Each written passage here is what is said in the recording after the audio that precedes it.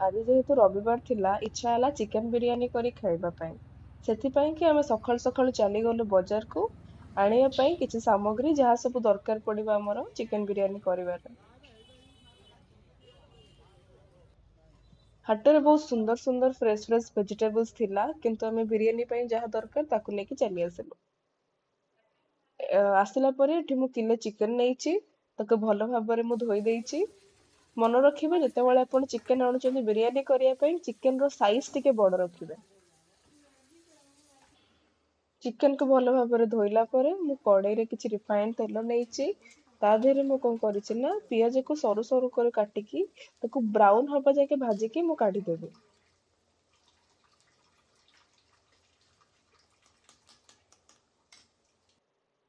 ପିଆଜ ଏଠି ମୋର ଭଲ ଭାବରେ ବ୍ରାଉନ ହେଇଯାଇଛି, ତାକୁ ଏବେ ମୁଁ କାଢିକି ଗୋଟେ ଜାଗାରେ ସାଇଡ କରିକି ରଖିଦେବି, ଯୋଉଟା କି ପରେ ଆମର ଲେୟାରିଂ କଲା ବେଳେ ବିରିୟାନୀରେ କାମ ଆସିବ। ଏଠି ମୁଁ କିଲେ ଚିକେନ ନେଇଛି, ପୁଦିନା ପତ୍ର, କଞ୍ଚା ଲଙ୍କା ବଟା, ଅଦା ରସୁଣ ପେଷ୍ଟ ନେଇଛି, ଅଲଗା ଅଲଗା ସେପାରେଟ କରିକି ରଖିଛି, ଧଣିଆ ପତ୍ର, ଲେମ୍ବୁ ରସ ଏବଂ ପିଆଜ କଟା ରଖିଛି। ଶୁଖିଲା ମସଲା, ବିରିୟାନୀ ମସଲା ପ୍ୟାକେଟରେ ମିଳି ଆସୁଛି, ବଜାରରେ ମିଳି ଯାଉଛି। କଲର ଗୁଣ୍ଡ ରଖି ଏଠି ମୁଁ କିଲେ ବିରିୟାନୀ ଚାଉଳ ନେଇଛି, ଯାହାକୁ ଆପଣ ଅଧଘଣ୍ଟା ଭେଦେଇକି ରଖିଦେବେ। ତାପରେ ମୁଁ ଗୋଟେ ସିଲଭର ଡିଶ ରେ ହାଲକା ତାତିଲା ପରେ ଯୋଉ ରିଫାଇନ ତେଲରେ ମୁଁ ପିଆଜକୁ ଫ୍ରାଏ କରି କାଢିଥିଲି ସେଇ ତେଲକୁ ହିଁ ପକେଇ ଦଉଛି।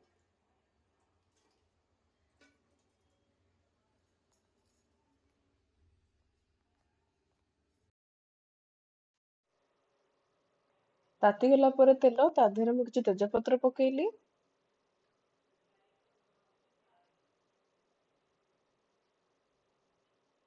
ତାପରେ ସେଥିରେ ମୁଁ କିଛି କାଟିକି ରଖିଥିଲି ପିଆଜ ତାକୁ ପକେଇବି।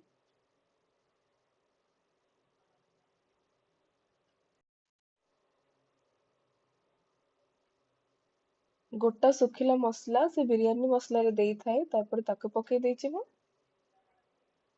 ତାପରେ ତାକୁ ଆମେ ଫ୍ରାଏ କରି ନବା।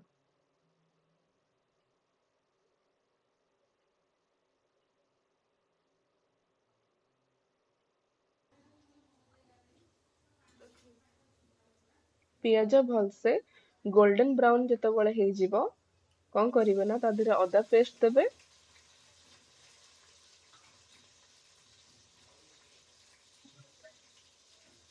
କିଛି ରସୁଣ ପେଷ୍ଟ ଦେବେ, ମୁଁ ଗୋଟେ ଚାମଚ ହାଫ ନେଇଛି। ତାପରେ ତାକୁ ଏଠି ମୁଁ ଭଲସେ ମିକ୍ସ କରି ଦଉଛି।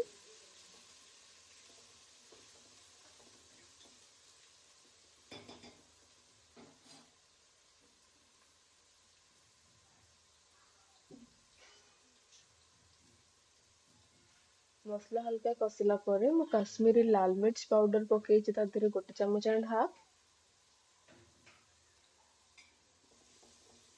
ଦେନ୍ ତାକୁ ପୁଣି ଭଲସେ ମିକ୍ସ କରିଦେବେ।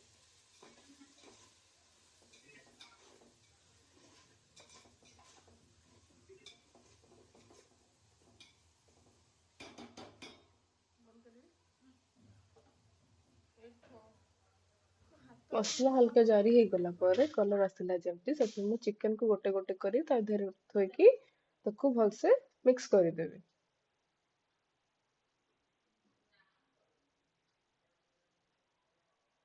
ମନେ ରଖିବେ ଚିକେନ ବିରିୟାନୀ ପାଇଁ ଯେତେବେଳେ ଚିକେନ ଆଣୁଛନ୍ତି ସବୁବେଳେ ସାଇଜ ଟିକେ ବଡ କାଟିକି ଆଣିବେ।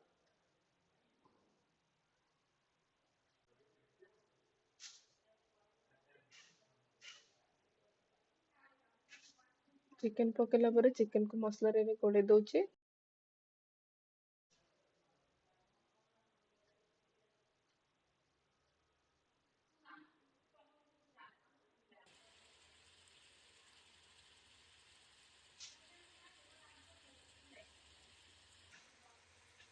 ତାପରେ ମୁଁ ସେଥିରେ ହାଲକା ବିରିୟାନୀ ମସଲା ପକେଇଲି, ଗରମ ମସଲା ପକେଇଲି।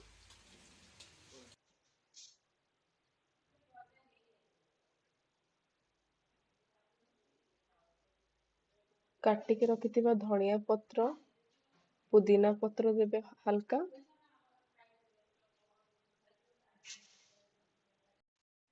ତାପରେ ଚିକେନରେ ଆହୁରି କିଛି ବହୁତ ମସଲା ମ୍ୟାରିନେଟ ହବ।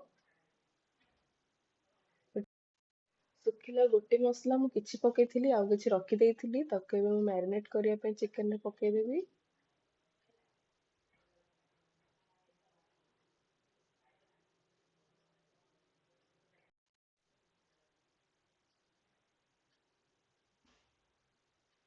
ତାପରେ ଆମେ ଗୋଟେ ଗୋଟେ କରି ଅନ୍ୟ ମସଲା ପକେଇବା। ଅଦା ବଟା, ମୁଁ କଷିଲା ବେଳେ ସବୁ ପକେଇ ନଥିଲି, ଅଳ୍ପ ପକେଇଥିଲି। ରସୁଣ ବଟା,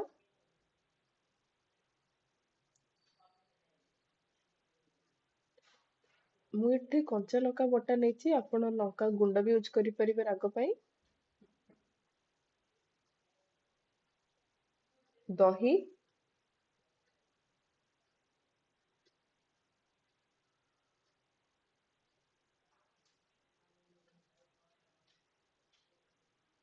ବିରିୟାନୀ ମସଲା ମୁଁ କିଛି ଗୋଟା ପକେଇଥିଲି, ଆଉ କିଛି ଛେଚି ଦେଇଥିଲି।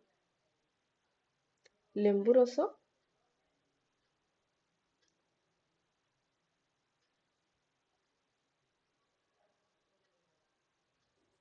କାଟି ରଖିଥିବା ଧଣିଆ ପତ୍ର, ପୋଦିନା ପତ୍ର,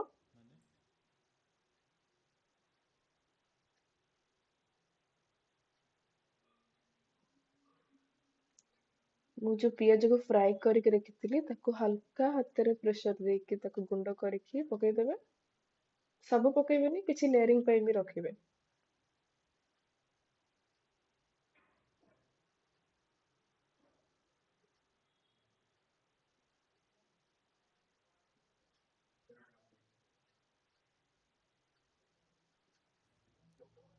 ହାଲକା ବିରିୟାନୀ ମସଲା,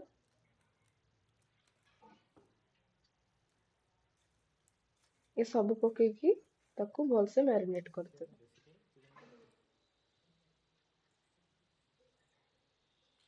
ସ୍ୱାଦ ଅନୁସାରେ ଲୁଣ ବି ଦେବେ, ନହେଲେ ବିରିୟାନୀ ଟେଷ୍ଟ ଖରାପ ହେଇଯିବ ଲୁଣ ଯଦି ଏପଟ ସେପଟ ହେଇଯିବ। ତାପରେ ମୁଁ କିଛି ଘିଅକୁ ଗରମ କରିକି ତା ଉପରେ ପକଉଛି। ଏ ସବୁକୁ ମ୍ୟାରିନେଟ କରିକି 2-3 ଘଣ୍ଟା ପାଇଁ ଛାଡ଼ିଦେବେ। ଏପଟେ ମୁଁ ରାଇସ୍ ପ୍ରସ୍ତୁତ କରିବା ପାଇଁ କିଛି ପାଣି ନେଇଛି। ପାଣି ବଏଲ ହେଲା ପରେ ତା ଦେହରେ ଶୁଖିଲା ମସଲା ପକେଇବେ, କିଛି ରିଫାଇଣ୍ଡ ତେଲ,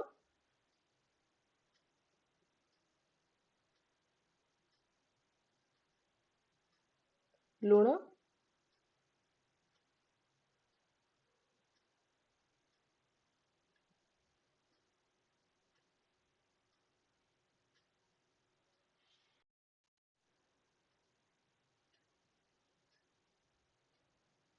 ତାପରେ ସେଥିରେ କିଛି କେୱଡା ୱାଟର ଆଉ ଗୁଲାବ ଜଲ ପକେଇବେ। ଏଠି ମୁଁ କଲର କରିବା ପାଇଁ ବିରିୟାନୀରେ କ୍ଷୀରରେ ହାଲକା କଲର ଗୁଣ୍ଡକୁ ମିକ୍ସ କରୁଛି।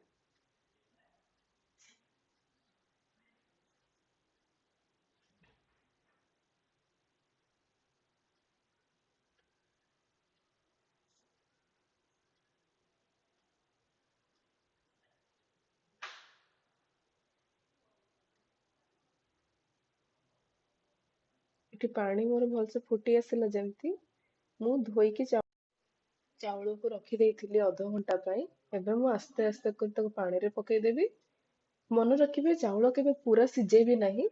ଅତି ବେଶୀରୁ ବେଶୀ 60-70% ଯାକେ ତାକୁ ସିଝେଇବାକୁ ଦେବେ। କାରଣ ବାକି ଯେତେବେଳେ ସେ ଲେୟାରିଂ ହବ ଚିକେନ ସାଙ୍ଗରେ, ତାକୁ ଆହୁରି କିଛି ସମୟ ଆମେ ଯଦି ବାମ୍ଫ ଦବା, ବେଶୀ ସିଝିଗଲେ ଭଲ ଲାଗିବନି।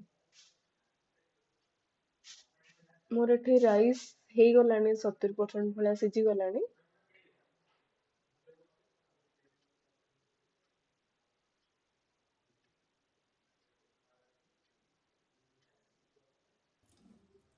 ଗ୍ୟାସକୁ ବନ୍ଦ କରି ଏବେ ଆମେ ଯୋଉ 2-3 ଘଣ୍ଟା ମ୍ୟାରିନେଟ କରିକି ଚିକେନ ରଖିଥିଲି, ସେଥିରେ ତାକୁ ଆସ୍ତେ ଆସ୍ତେ ଆମେ ଲେୟାରିଂ କରିବାରେ ପକେଇଦବା। ମନେ ରଖିଥିବେ ଭାତକୁ ପୁରା ସିଝେଇବାକୁ ଦେବେ ନାହିଁ।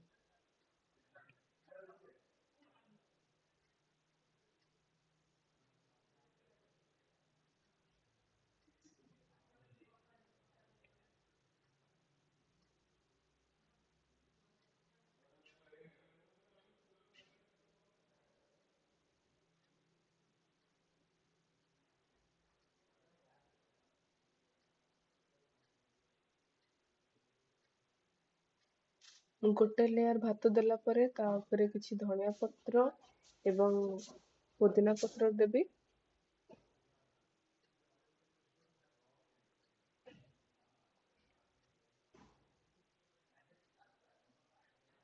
ଏବଂ ଯୋଉ ଫ୍ରାଏ କରି ରଖିଥିବା ପିଆଜକୁ ବି ମୁଁ ଲେୟାରିଂରେ ଦଉଛି।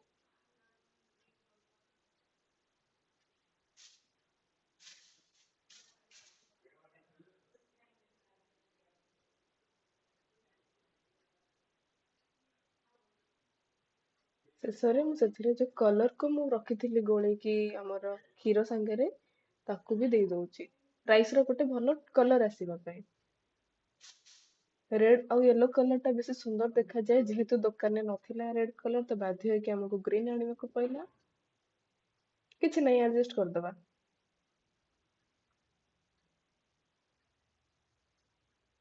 ତା ଉପରେ ମୁଁ ଆଉ ଗୋଟେ ଲେୟାର ରାଇସ୍ ଦଉଛି।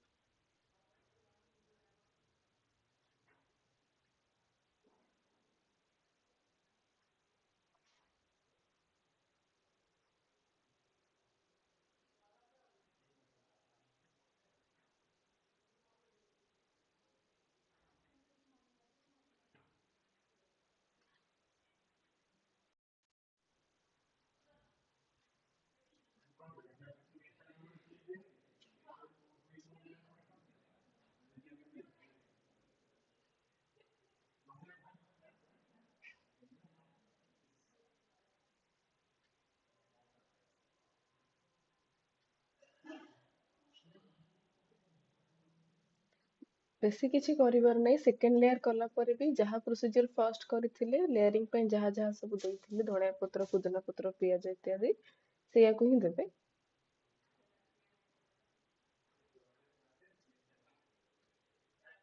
ହାଲକା ଗରମ ମସଲା ତା ଉପରେ ପକେଇ ଦଉଛି, ଆପଣ ତାକୁ ସ୍କିପ୍ କରିପାରିବେ।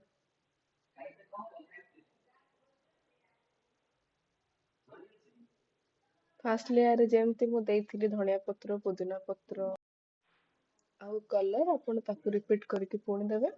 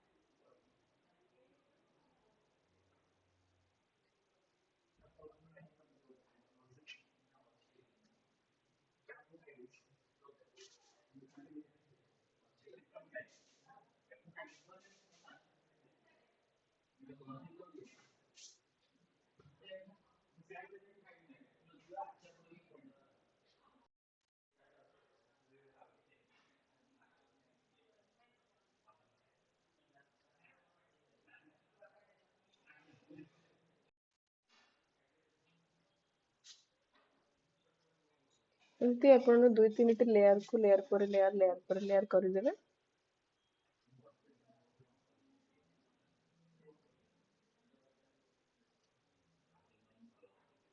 ମୁଁ ଏଠି 3ଟି ଲେୟାର କରିଛି, ଆପଣ 3-4 କିଛି ବି ଲେୟାର କରିଦେବେ। ହାଲକା ତାପରେ ଲେମ୍ବୁ ରସ ଯୋଉ ବଞ୍ଚିଥିଲା ମୋର ଦେଇଦେଲି।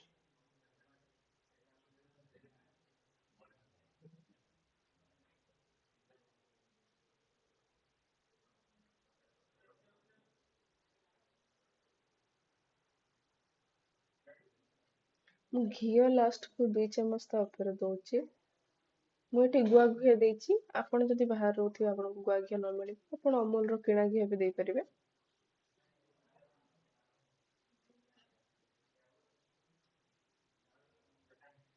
ସବୁ ପ୍ରୋସିଜର ସଇଲା ପରେ ଆପଣ କଣ କରିବେ ନା ଡିସ୍କୁ ଉଠେଇକି ମିଡିୟମ ଫ୍ଲେମରେ 10 ମିନିଟ ତାକୁ ସିଝିବାକୁ ଛାଡ଼ିଦେବେ।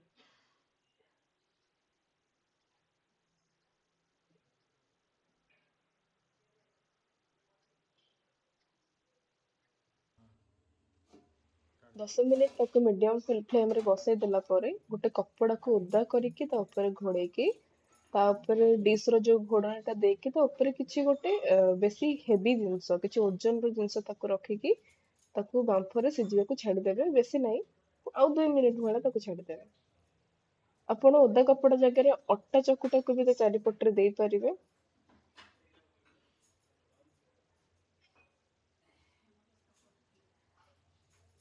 ମୁଁ 10 ମିନିଟ ମିଡିୟମ ଫ୍ଲେମରେ ତାକୁ ବସେଇଲା ପରେ ଆର ପକ୍ଷରେ କଣ କରିଥିବେ ନା ଗୋଟେ ତାୱାକୁ ଗରମ କରିବାକୁ ଛାଡ଼ିଦେବେ। ତାୱା ଗରମ ହେଲା ପରେ ସେଇ ମିଡିୟମ ଫ୍ଲେମରେ, ହାଇ ଫ୍ଲେମରେ ଦେବେନି।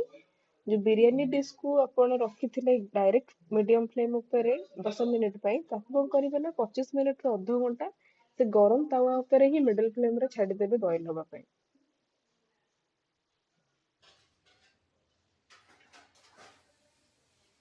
ତାୱା ଏଠି ଦେଖୁଥିବେ ମୋର ଭଲ ଭାବରେ ତାତି ଯାଇଛି। ତ ଏବେ ମୁଁ ସେପଟେ ଯୋଉ ଡିଶକୁ ଡାଇରେକ୍ଟ ବସେଇଥିଲି ମିଡିୟମ ଫ୍ଲେମରେ, ତାକୁ ଉଠେଇକି ମୁଁ ଏବେ ତାୱା ଉପରେ ଥୋଇଦେବି।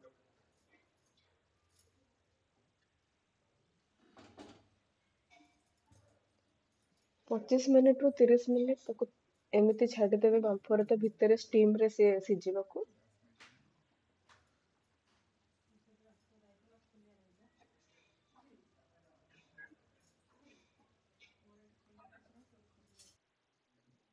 ତାପରେ ମୁଁ ତାକୁ 10-15 ମିନିଟ ଏକ୍ସଟ୍ରା ଛାଡ଼ି ଦେଇଥିଲି। ତାପରେ ଏବେ ଆମ ବିରିୟାନୀ ହେଇଗଲା ରେଡି।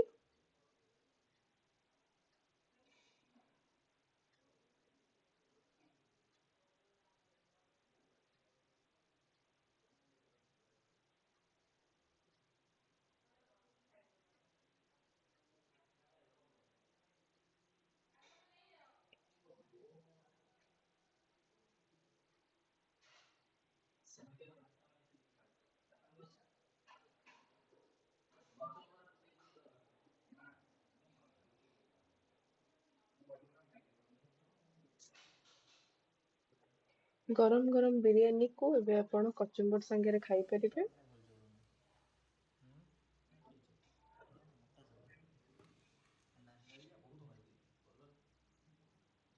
କଚୁମ୍ବର କରିଲା ବେଳେ ମୁଁ ଭିଡ଼ିଓ ବନେଇବାକୁ ଭୁଲି ଯାଇଥିଲି, ସେଥିପାଇଁ କି କଚୁମ୍ବର କରିବାର ପ୍ରଣାଳୀକୁ ମୁଁ ଡିସ୍କ୍ରିପସନରେ ଲେଖିକି ଦେଇଦଉଛି। ଯଦି ଭିଡ଼ିଓଟି ଭଲ ଲାଗିଲା ଲାଇକ୍ ଆଉ ସବସ୍କ୍ରାଇବ କରିବେ। Thank you.